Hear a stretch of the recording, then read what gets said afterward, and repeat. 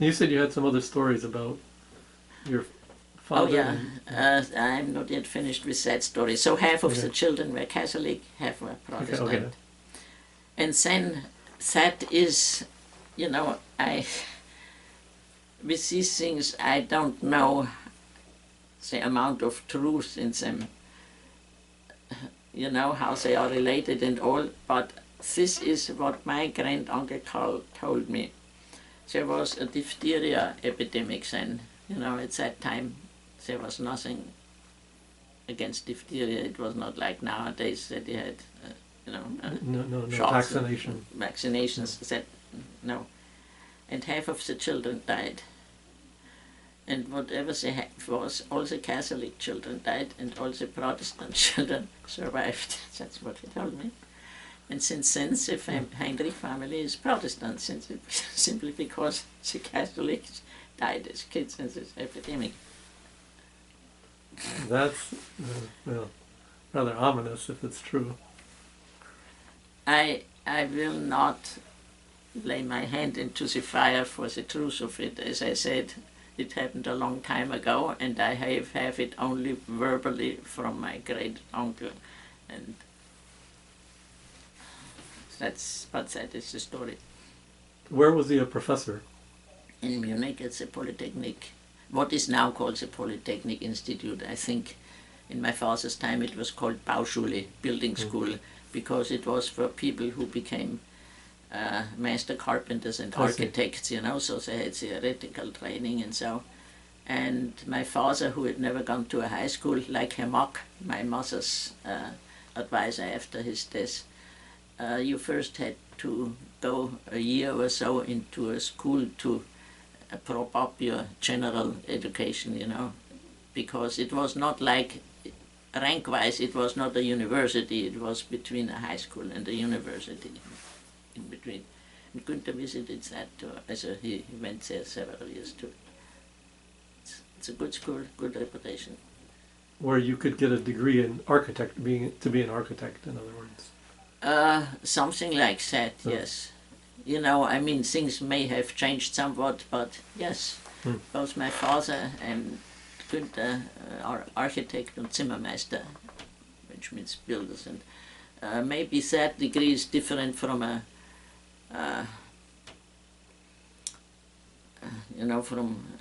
I don't know, maybe you can become an architect at the TH, which is a university type school in Munich, the technical, it's called Technische Hochschule, but it is really a university, a technical university. It's possible that they also give you the title architect, but then that's more on the theoretic side and so, whereas the other one is more on the more of a trade side. Huh? It was more of a trade training to be in a yeah, trade. it was more on that side, it was not a university title he got, but the instructors were still professors. They were called professors, yes. And he was a professor there for many decades. That's another family story.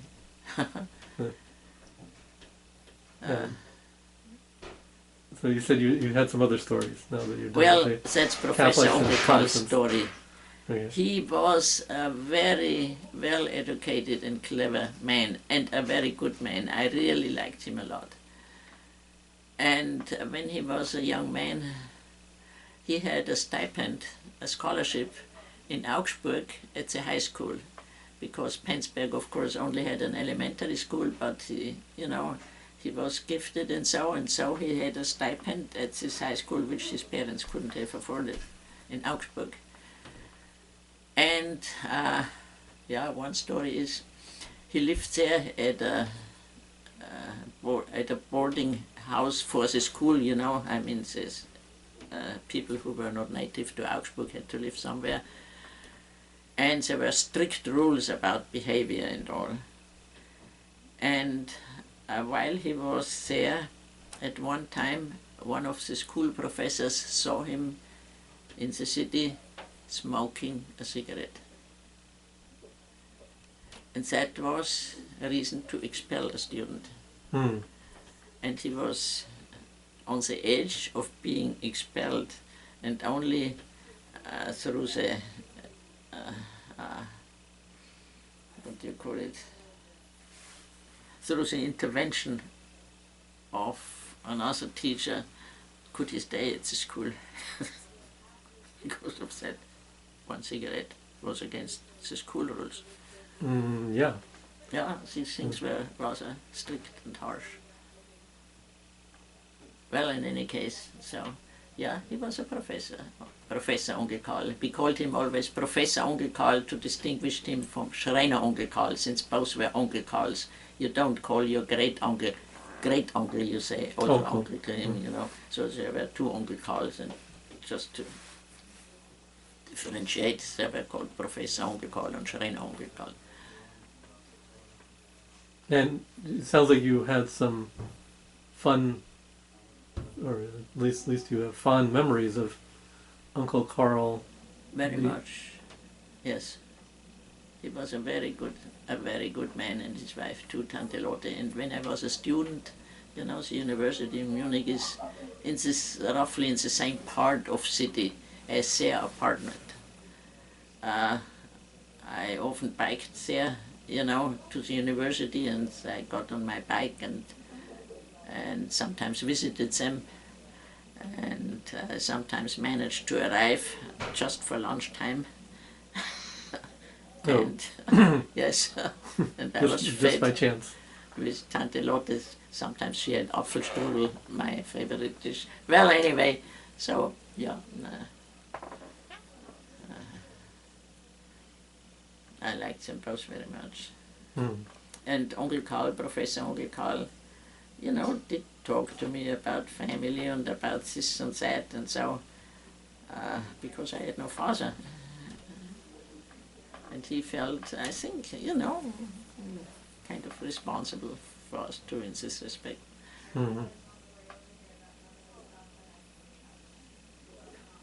Also, he had 3 children. The oldest one was Magdalene, and whose oldest son died this year. You know, Karl-Heinz, whose wife is does all that searching for the ancestors. The Redberg. So, yeah, the Redberg, yeah. And then he had 2 boys, Hermann and Wolfgang, and both died in World War II on the Russian front, which was devastating for him.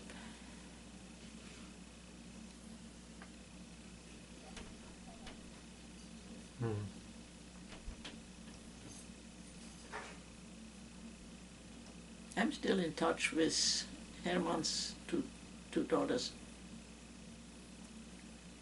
As a matter of fact, the older one I visited last summer in Munich when I was, she lives near Augsburg, and I went out there by train, and it just so happened that her younger sister Ingrid, who lives in Berlin, had come the day before with her husband. So I saw the two girls, and the older one's, Hildegard's husband, was an American.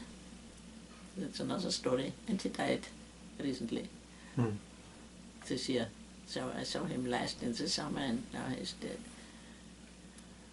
Andy.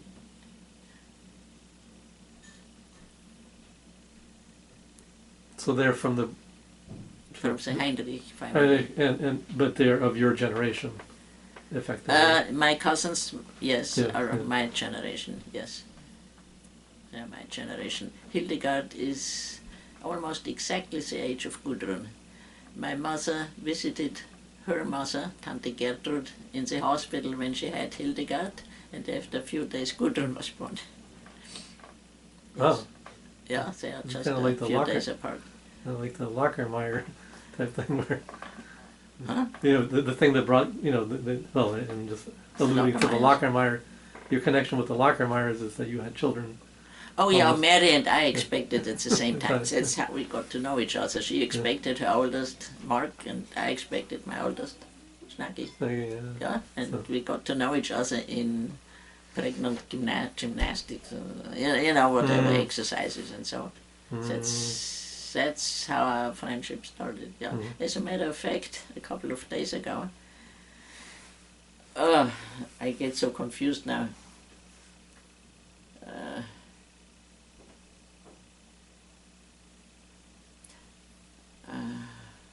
you know, talking about all this German stuff. But here I am in America, okay. But when I was home just a couple of days ago, we met with Fritz, who was with me. It was Caroline when she picked me up. Yeah, Caroline and I met Fritz Lagermeier. I invited him to the Princess Maria for lunch. It was a afternoon lunch, so to speak, and we talked to Fritz, yeah. And so going back to Germany, so that was your father's sort of family tree, sort of in Yeah, particular that in goes back Bavaria. to Czechoslovakia and then to Penzberg in Bavaria, Penzberg, right. yes. And yes, I am in touch with my cousins, Karl-Heinz, who died this year, and his younger brother Hartmut, who is not well either. Gudrun and I stayed there 2 years ago when we attended their family reunions. They have a yearly family reunion. And Nele has been there when she was in Biberach with her family. She and the boys, I'm not sure about Jeff now, whether Jeff was along. They were also invited to the family reunion, and Hartmut also took her there, and she was quite carried away by the spirit. And I always wanted to go there too, and Rudolf and I wanted to go, and that was the year he died, so he couldn't anymore. But I've been there a couple of years ago with Gudrun, whose first reunion it was too. They have a yearly Redberg family, that's, yeah. They're very family conscious. And what about on your mother's side, sort of the kind of a similar? Yeah, my mother's side, I don't know as much about it. Oh, really? Okay. No. Where are they from? That's. Well, my grandmother was born in Erding, which is a town about 15-20 miles north of Munich. And her father was Mesmer und Pflasterermeister. A mesmer is kind of a sexton in church, kind of, he takes care of the church things. And Pflasterermeister, he puts down the stones in the street, you know. Paver. Paver, yeah, something like that. And she was an only child. She was born when her mother was already older. Her father was older, yeah. She was not expected anymore, but they were overjoyed to have a daughter. And I don't really know where her parents are from. I think they were always in that area in Erding, because her father had a sister, Sixtant, who was very peculiar, as I heard from my grandmother. And but I don't really know where they come from. They seem to have been in that area for quite some time. And her mother also from that area. And my grandmother's husband, he was from a farm, a Bauernhof, between Freising and Erding, also the general area, but from a farm, you know, a small farm, which was kind of isolated. It was not inside a village. This farm and another farm were in between two villages on their own, so to speak, next to a patch of woods, where, you know, and I loved that farm. I was there a number of times as a child with my grandmother, and it was not a big thing. It was a small farm, and the house was kind of, you know, no central heat or anything like that. There was no bathroom. I mean, there was an outhouse near the stable in the inside of the house, but there was no bathroom per se. This was a farmhouse. Yeah, and when she washed me, you know, as a child, she did it in the kitchen, at the kitchen sink. the kitchen sink, you could pour water in it, but you could not get water from it because the water was outside and you had to pump the water. So you have to bring it into the house Yes, in, bring in it buckets. in, warm it if you needed warm water, and the wood stove, it was one of those, Sounds and fun. it doesn't exist anymore.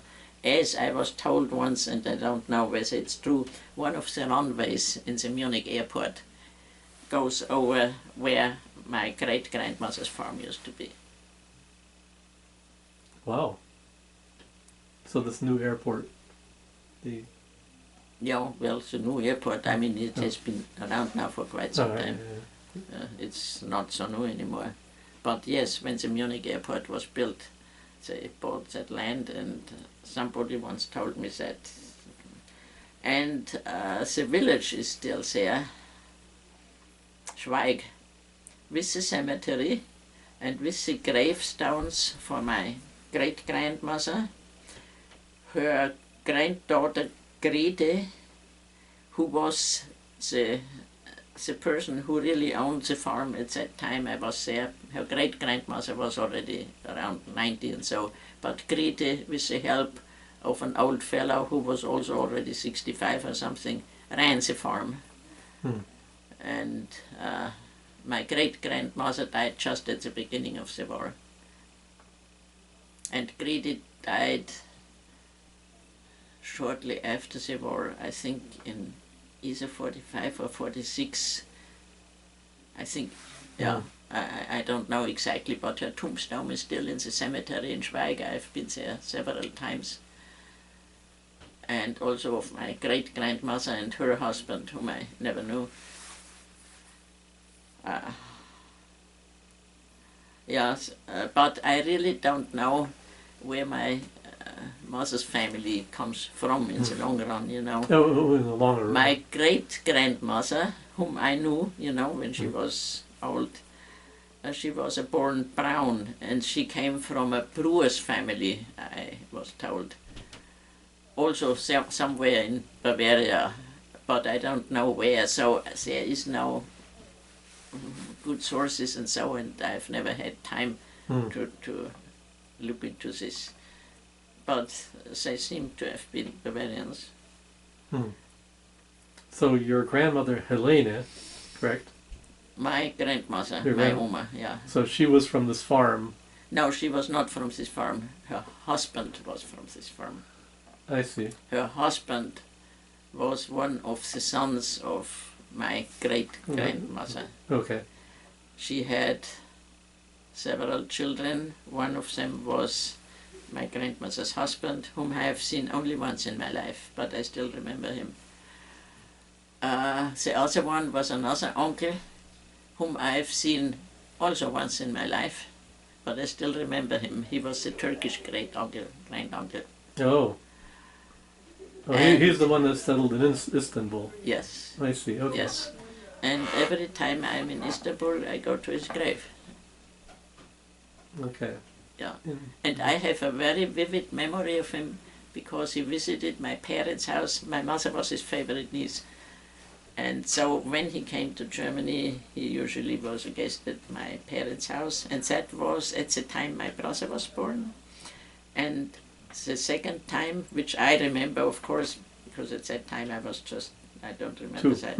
I was 2 years old. I was just before the war broke out.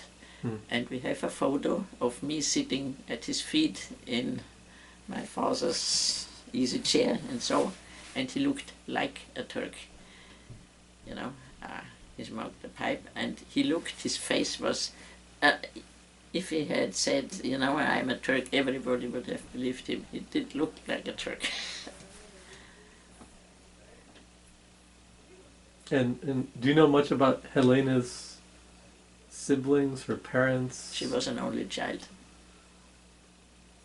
And she came late in the marriage, you know.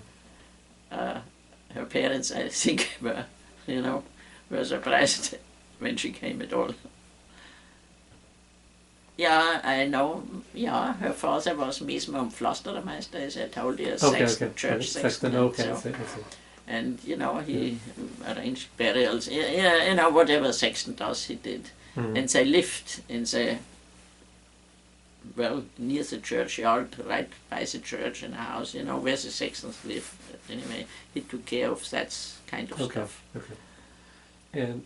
And so then. And his wife came from Aufkirchen, which is a village in Bavaria, but I don't know anything about it.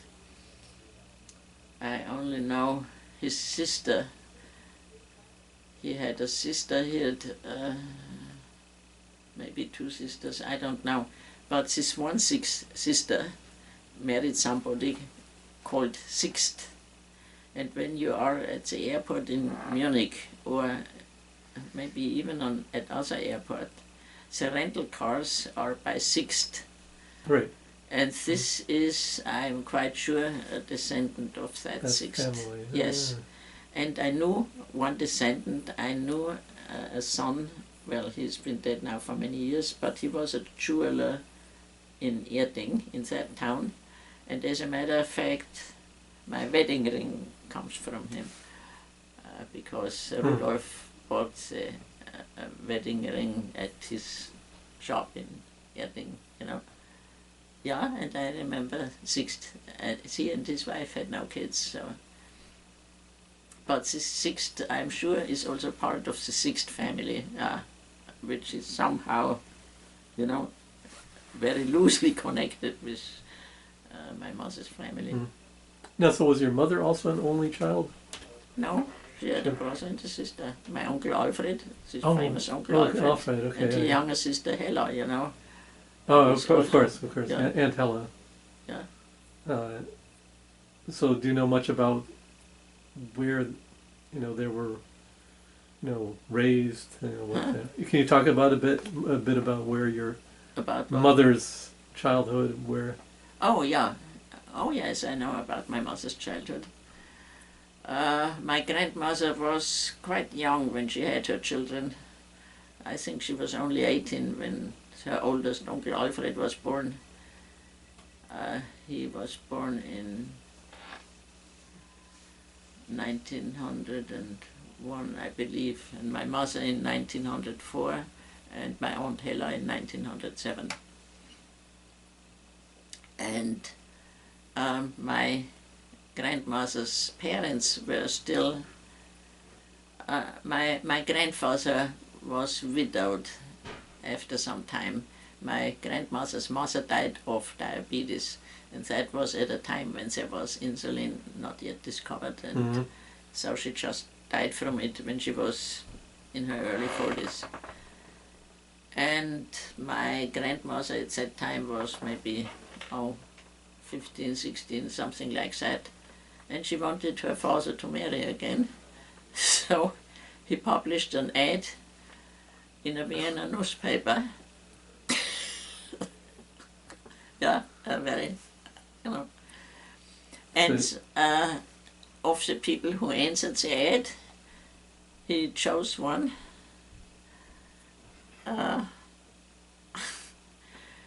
And she came and they liked each other and he got married again. My grandmother was around 16 at that time. But she encouraged him to marry because she had plans of marrying herself, and she didn't want him to be alone since there were no brothers or sisters. And I only know her family name. No, the name she was called by her family, I should say, Gramelinde. And she must have been... This is the one that answered the ad. Yes, that's the one who answered the ad. And she was a single woman, for some reason. Never got around to marry, was also in the proper age for him and so. And after they got married, my grandmother's father said, and now you, he said to his doctor, and now you and your stepmother go on the honeymoon, which they did, the two women. They went to Vienna, and my grandmother, enjoyed the trip. And this woman, Gramelinde, must have been quite a remarkable woman too, She not only got along very well with her stepdaughter and with her husband and so. She, when my grandmother got married, she she wanted so much, to see her grandchild in a way. And then when my mother got married, that was it. Gromelinde lived longer, yeah. When my mother got married and was pregnant, she was so much looking forward to seeing her first grandchild, you know. And at that time she lived in a retirement home, either in Erding or Munich. In Erding, I think. And she died just 1 month before I was born, to her great regret. Oh, that's too bad. She did not see me anymore, but she rejoiced when my mother was pregnant, and she was the ideal grandmother, and she and my grandmother's father lived together very well, and my mother spent 7 years living with them, because they were still, they were alone after their only daughter, my grandmother, had left, and they wanted one of their children to come and live with them. And so first my grandmother and her husband sent Uncle Alfred, my uncle. But he did not like it, okay? He did not want to stay there. He did not, the whole thing did not go, so they sent him back to Munich to live with his real parents. And then, maybe after a while, I don't know, 1 or 2 years, they sent my mother, who was 3 years old at that time. And so she went to Erding and lived with her grandparents, with her step-grandmother and her real grandfather for 7 years, from their 3rd to her 10th year. And she always said she had the most beautiful childhood you can imagine. And she didn't miss being with her. No, and on her vacations, because she went to the grammar school in Erding, and on her summer vacations she went back to her parents in Munich. And then when school started in the fall, she went back to her grandparents. That's kind of amazing. Kind of amazing, but she said, and I ascribe many of the properties that distinguished my mother from both her brother and her younger sister to that influence of her grandfather and grandmother, Gromelinde, yes. She was different from her brother and sister. And when she was 10 years old, she was a good student, and so she had to go to high school, Lyceum. And so she had to go back to Munich, because at that time Erding did not have a secondary school. So there was no choice. She had to go back. She had to go back. But then after her grandfather's death, Gromelinde moved to Munich to a retirement home to be close to her stepdaughter and all that. And that's when, so she followed my mother's school time, and when my mother got married and expected me, and so she was so looking forward to seeing her first child. You'd be the first great-grandchild. Yeah. Yeah. And she died 3 months before. Oh, man. That's, But my mother always said, she had the most wonderful childhood. Oh, I didn't know that. Yes, and she ascribes many of her outstanding properties to those 7 years she spent with her grandparents.